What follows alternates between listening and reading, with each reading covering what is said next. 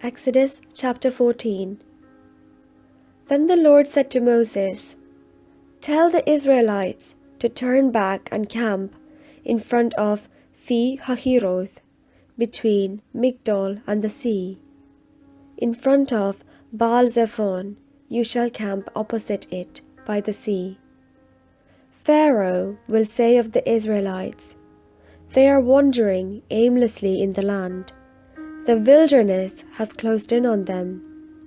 I will harden Pharaoh's heart, and he will pursue them, so that I will gain glory for myself over Pharaoh and all his army. And the Egyptians shall know that I am the Lord.' And they did so." When the king of Egypt was told that the people had fled, the minds of Pharaoh and his officials were changed toward the people.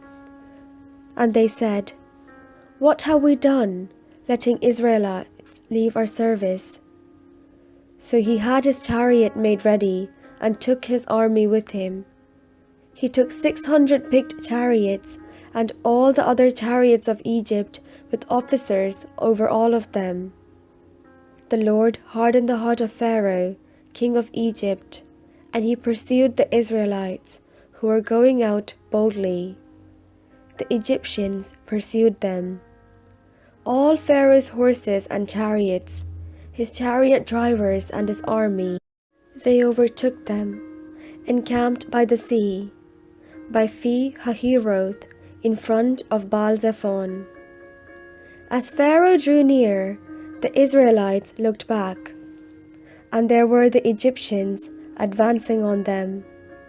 In great fear, the Israelites cried out to the Lord. They said to Moses, "Was it because there were no graves in Egypt that you have taken us away to die in the wilderness? What have you done to us, bringing us out of Egypt? Is this not the very thing we told you in Egypt? Let us alone, and let us serve the Egyptians. For it would have been better for us to serve the Egyptians than to die in the wilderness." But Moses said to the people, "Do not be afraid, stand firm, and see the deliverance that the Lord will accomplish for you today. For the Egyptians whom you see today, you shall never see again. The Lord will fight for you, and you have only to keep still." Then the Lord said to Moses, "Why do you cry out to me? Tell the Israelites to go forward, but you lift up your staff and stretch out your hand over the sea and divide it, that the Israelites may go into the sea on dry ground. Then I will harden the hearts of the Egyptians so that they will go after them, and so I will gain glory for myself over Pharaoh and all his army, his chariots and his chariot drivers. And the Egyptians shall know that I am the Lord when I have gained glory for myself over Pharaoh and his chariots and his chariot drivers." The angel of God, who was going before the Israelites, moved and went behind them, and the pillar of cloud moved from in front of them and took its place behind them. It came between the army of Egypt and the army of Israel, and so the cloud was there with the darkness, and it lit up the night. One did not come near the other all night.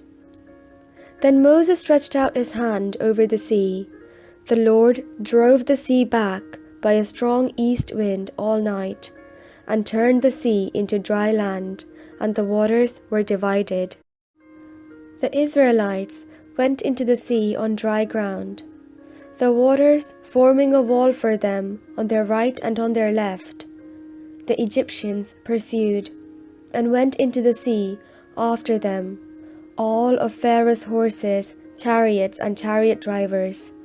At the morning watch, the Lord in the pillar of fire and cloud looked down upon the Egyptian army, and threw the Egyptian army into panic. He clogged their chariot wheels so that they turned with difficulty. The Egyptians said, "Let us flee from the Israelites, for the Lord is fighting for them against Egypt."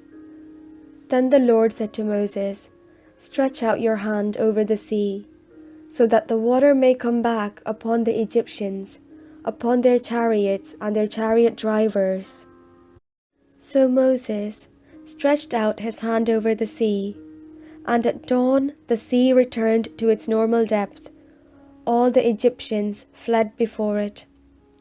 The Lord tossed the Egyptians into the sea. The waters returned and covered the chariots and the chariot drivers, the entire army of Pharaoh that had followed them into the sea. Not one of them remained, but the Israelites walked on dry ground through the sea, the waters forming a wall for them on their right and on their left.